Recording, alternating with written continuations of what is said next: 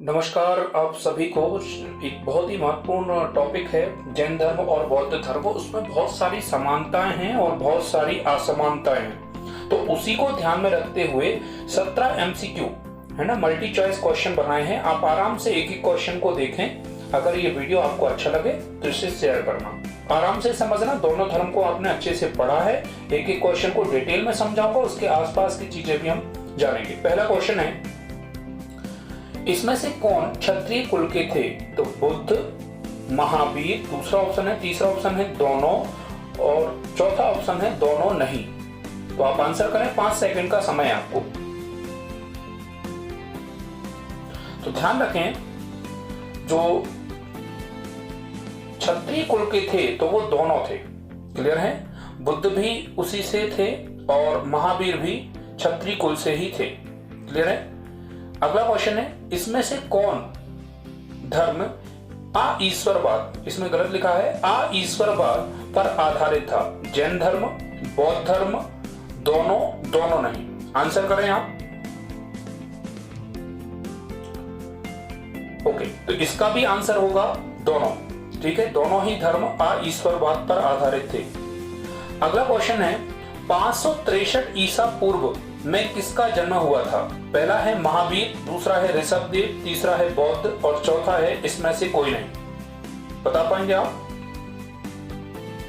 किसका जन्म हुआ था? तो बिल्कुल सही है, 563 ईसा पूर्व में हुआ था बौद्ध का जन्म। क्लियर है? तो बौद्ध का जो जन्म हुआ था वो हुआ था आपका 563 ईसा पूर्व, और 540 ईसा पूर्व में 540 ईसा पूर्व में हुआ था महावीर का। ओके, तो दोनों चीजें आपको ध्यान रखना है। अगला क्वेश्चन, महात्मा बुद्ध के बचपन का नाम क्या था? महात्मा बुद्ध के बचपन का नाम क्या था? पहला है सिद्धार्थ, दूसरा है राहुल, तीसरा है वर्धमान और चौथा है इसमें से कोई नहीं। क्या आप बता पाएंगे? 5 सेकंड का समय है आपको। ओके, तो महात्मा बुद्ध के बचपन का नाम था सिद्धार्थ। ये ध्यान रखें, कहानी भी आपको अगर याद होगी तो आपको पता चलेगा। मैंने अभी शुरू में कहा था काफी कंफ्यूजन है इस दोनों ही धर्म को लेकर। देखो अगला क्वेश्चन भी देखो, महावीर स्वामी के पिता का नाम क्या था?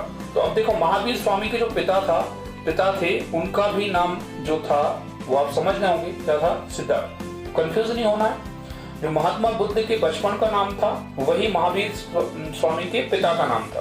क्लियर? फिर से रिपीट कर रहा हूं, महात्मा बुद्ध के जो बचपन का नाम था सिद्धार्थ, वही महावीर स्वामी के पिता का नाम था सिद्धार्थ। ओके, अगला क्वेश्चन, बुद्ध की पत्नी का नाम क्या था? यशोदा, यशोधरा, प्रियदर्शनी, इसमें से कोई नहीं। तो आपको ध्यान रखना है, जो बुद्ध की पत्नी थी वो थी, क्या आप बता सकते हैं? जी हाँ, बिल्कुल, यशोधरा। ध्यान रखें, यशोदा तो थी, यशोदा वो थी महावीर, भगवान महावीर जो थे उनकी पत्नी थी यशोधरा। तो ये ध्यान रखना। अगला क्वेश्चन है, प्रियदर्शनी किसकी पुत्री थी? महावीर, बुद्ध, ऋषभदेव, इसमें से कोई नहीं। बता पाएंगे आप? 5 सेकंड का समय आपके पास। बिल्कुल सही है, जो बुद्ध प्रियदर्शनी जो पुत्री थी वो महावीर की थी। अगला क्वेश्चन है, राहुल किसके पुत्र थे? ये तो बन ही जाएगा अब तक, है ना? महावीर, बुद्ध, ऋषभदेव, तो निश्चित रूप से राहुल जो थे वो थे आपके बुद्ध की। ठीक है, तो अब इसमें जरा समझो कि जो महावीर की पुत्री हैं और बुद्ध और गौतम बुद्ध के पुत्र हुआ है। क्लियर है? एक एक पुत्र पुत्री है दोनों को, तो महावीर की पुत्री है और बुद्ध का पुत्र है, ये भी ध्यान रखना। ओके, अगला क्वेश्चन है, 29 वर्ष की आयु में किसने गृह त्याग किया? तो महावीर, ऋषभदेव, वर्धमान, इसमें से कोई नहीं। 29 वर्ष की आयु में किसने गृह त्याग किया? आपको आराम से आंसर करना है। आपके लिए इसके लिए आपको मिलते हैं 5 सेकंड, जल्दी से करें। तो इसका आंसर है इसमें से कोई नहीं, क्योंकि 29 वर्ष की अवस्था में जो है बुद्ध ने गृह त्याग किया था, महावीर ने 30 वर्ष की अवस्था में किया था, 30 वर्ष। और आगे बता दूं, जो बुद्ध थे उनको 6 वर्ष बाद मतलब 35 वर्ष की अवस्था में ज्ञान प्राप्त हुआ था, जबकि महावीर को 42 वर्ष की अवस्था में ज्ञान प्राप्त हुआ था। ओके, अगला क्वेश्चन है 10वां। बौद्ध धर्म में महान लिखा है, इसको सुधारना जरा। महानिष्क्रमण का अर्थ क्या है? महानिष्क्रमण, तो ऑप्शन है गृह त्याग, शिक्षा प्राप्ति, विवाह, इसमें से कोई नहीं। 5 सेकंड है आपके पास।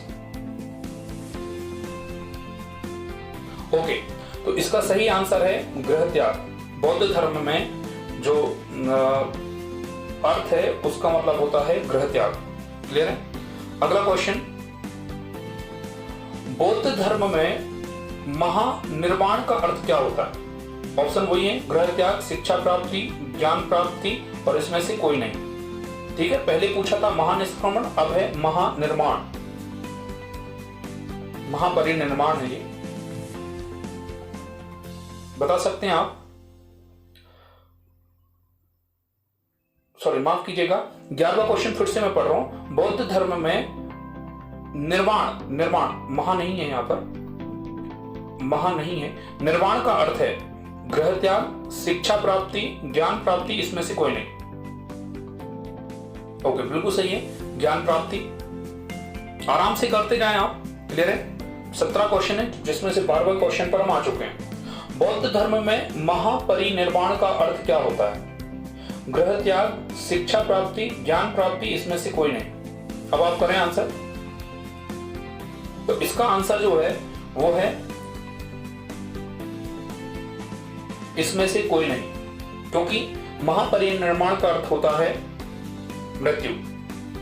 अगला क्वेश्चन है, महावीर ने कितने वर्ष की तपस्या की थी? अगर आपने ये वीडियो ध्यान से सुना होगा तो आपको पता होगा कि महावीर ने कितने वर्ष की तपस्या की थी। तो कितने वर्ष की तपस्या की थी, क्या आप बता सकते हैं? महावीर ने कितने वर्ष की तपस्या की थी?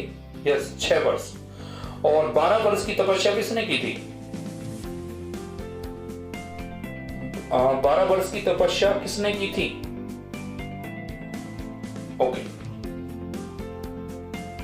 निरंजना नदी किससे संबंधित है? अगला क्वेश्चन है, निरंजना नदी किससे संबंधित है? क्या आप बता सकते हैं निरंजना नदी जो है वो किससे संबंधित है?